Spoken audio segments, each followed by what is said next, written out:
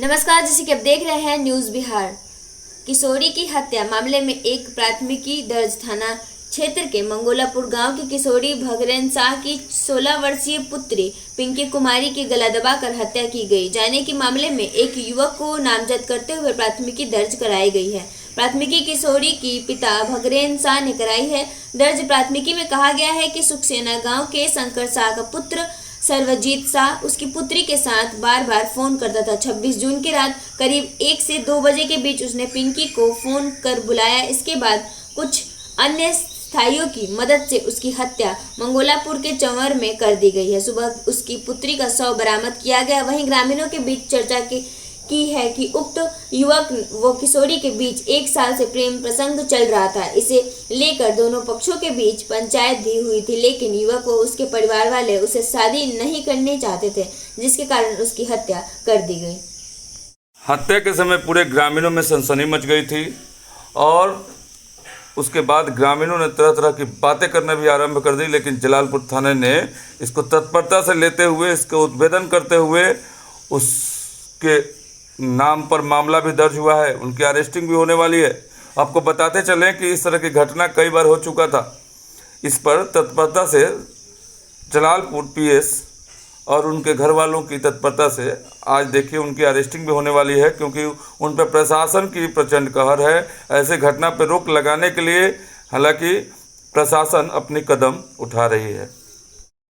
20 quintal चावल के गायब होने की होगी जांच। जलालपुर प्रखंड के बुनियादी विद्यालय रामपुर नूरनगर में गायब 20 क्विंटल चावल के मामले की जांच 2 सदस्यीय कमेटी करेगी। मालूम हो कि इस विद्यालय के लिए आवंटित 20 क्विंटल चावल का कोई अता पता नहीं है। इसकी खबर आपके अपने खबर न्यूज़ बिहार में दिया गया है। 20 क्विंटल चावल गायब शीर्षक से खबर प्रकाशित की है कि जिसके बाद जिले के वरीय अधिकारी ने पूरे मामले की जांच कर रिपोर्ट देने का निर्देश दिया है। मालूम हो कि इस विद्यालय को मिड डे मील योजना के लिए पिछले 18 मई को 20 क्विंटल चावल पीएम पोषण योजना के तहत प्रखंड मुख्यालय स्थित एसएफसी के गोदाम से स्कूल भेजा गया है, लेकिन वह चावल स्कूल तक नहीं पहुंचा। इस संबंध में एसडीएम प्रभारी कमलेश कुमार ने बताया कि मामले की जांच वे बुधवार को बीईओ के साथ करेंगे और गड़बड़ी रिपोर्ट की वरीय अधिकारियों को भेजी जाएगी।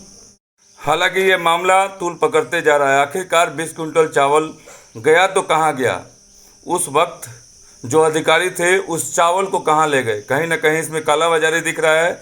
आज उस पर निरीक्षण होने वाला है, जांच होने वाली है कि आखिरकार ये चावल कहाँ गायब हो गया।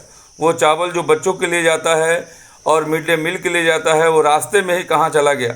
इस चावल की इस गायब वाली बातों को आज हमारे जलालपुर प्रखंड की वीडियो और तमाम जो अधिकारी हैं मिलकर उसको जांच करेंगे कि आखिरकार वो चावल और ये मामला क्या सच्चाई है और इस मामले में कितना हद तक क्या है, ये इसकी जांच आज ही होगी।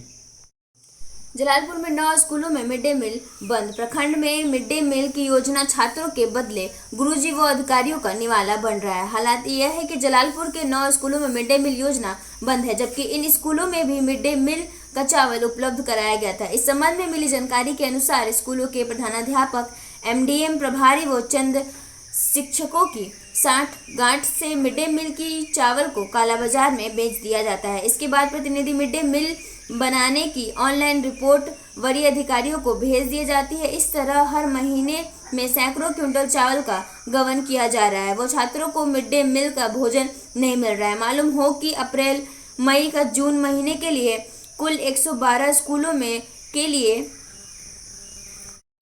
1035 क्विंटल चावल का उठावा किया गया है। हालांकि हाई स्कूल का जज्बा स्कूलों में पहुंचने की बजाय बनिए की दुकान पर पहुंच गया है। ताजा मामला रामपुर वैश्विक स्कूल से, जहां अधिकारी 20 क्विंटल चावल उपलब्ध कराने की व्यक्त कर रहे हैं, वहीं प्राचार्य चावल नहीं मिले हैं।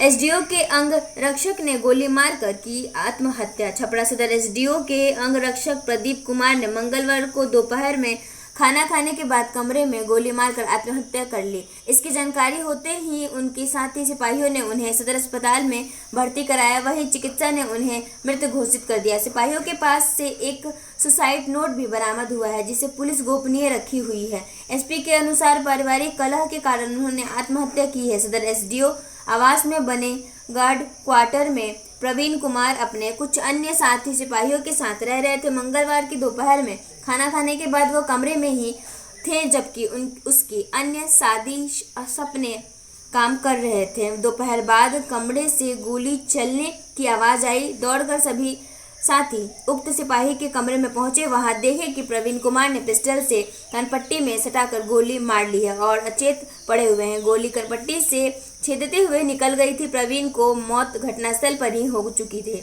इसके बावजूद उनकी सहयोगियों ने सदर अस्पताल में भर्ती कराया। वहां चिकित्सक ने उन्हें मृत घोषित कर दिया। वह पहुंचे ही एसपी संतोष कुमार ने बताया कि अब तक जो जानकारी मिली है उसके अनुसार पारिवारिक कलह के कारण प्रवीण ने आत्महत्या की है।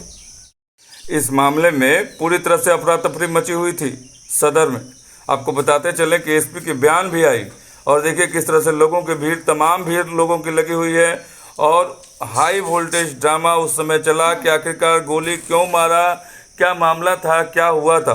पूरी तरह से यहाँ एसपी ने अपनी बयान में भी कही कि हाँ वो गोली मारे हैं, उनका सुसाइड नोट भी मिला है। आप देख सकते हैं किस तरह से लोगों की भीड़, तमाम मीडिया कर्मियों की भीड़, पुलिस प्रशासन की भीड़, आप देखिए किस तरह से लोगों की तमाम भीड़ लगी हुई है। और हालांकि कई मामले सारण में घटे, लेकिन ऐसे मामले बहुत कम ही घटते हैं जो आपको आज देखने को मिला, क्योंकि अंगरक्षक अपने आप को ही गोली मार लेना, ये कौन सी बात हुई। उनके घर की कलह बताने वाले यहाँ जो बयान दिए उनमें कहना था कि घर की कलह थी इसलिए वो ऐसा किए हैं। नमस्कार। नेपाल में रुक रुक कर हो रही वर्षा के कारण गंडक नदी के जलस्तर में पिछले एक पखवाड़े से मामूली रूप से वृद्धि हुई है। जलस्तर बढ़ाने के साथ ही तटबंधन की ओर पानी का दबाव भी बढ़ा है, लेकिन पानी का बहाव सीधा रहने के कारण कटाव की स्थिति नहीं है। गंडक नदी का सारण तटबंधन सुरक्षित है। जल संसाधन विभाग के अधिकारियों व कर्मचारी तटबंधन की निगरानी में लगे हुए हैं। किसी भी आपात स्थिति से निपटने के लिए कटवारोधी सामग्री का भंडारा किया जा रहा है। मामला तरैया थाना क्षेत्र के मुकुंदपुर चंवर चोरवा बर के पास की है।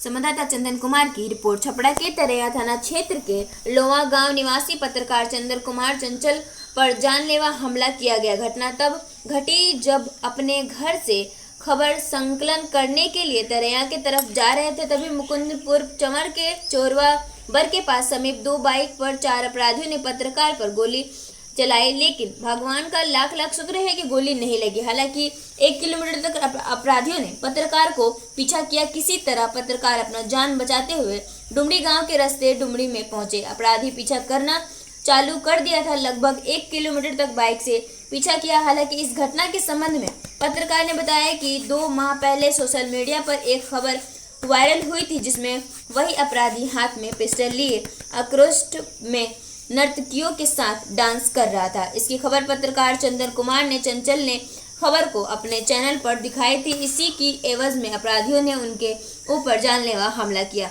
हालांकि भगवान का लाख लाख शुक्र है कि वो बच गए।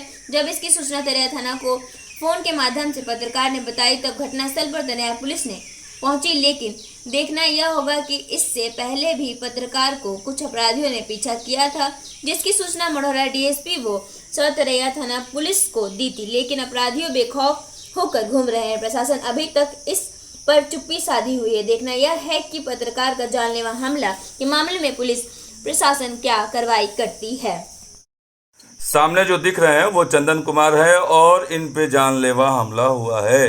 सच्चाई दिखाना अगर इतनी कड़वी है तो प्रशासन इस पर क्यों नहीं अपनी ये करती। और ये अब 18 घंटा होने को आ गया है, अभी तक कोई कार्रवाई क्यों नहीं की प्रशासन ऐसे हालातों में, ऐसे जो खुलेआम घूम रहे हैं और ऐसे उग्रवादी जो घूम रहे हैं, जो लहराते हुए तमंचे को स्टेज पे दिखाते हैं और उनको अगर खबर दिखाया जाए तो उस पर जानलेवा हमला, ऐसे अपराधियों पर शिकंजा प्रशासन कब कसेगी। आखिरकार ऐसे निर्मल हत्या, इसके पहले भी खगड़िया में इसी तरह का मामला हुआ था और पत्रकार को गोली मार दिए थे लोग।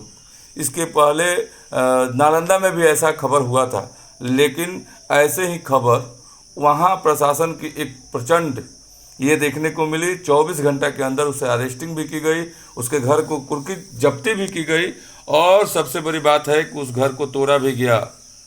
तो यहाँ क्यों नहीं?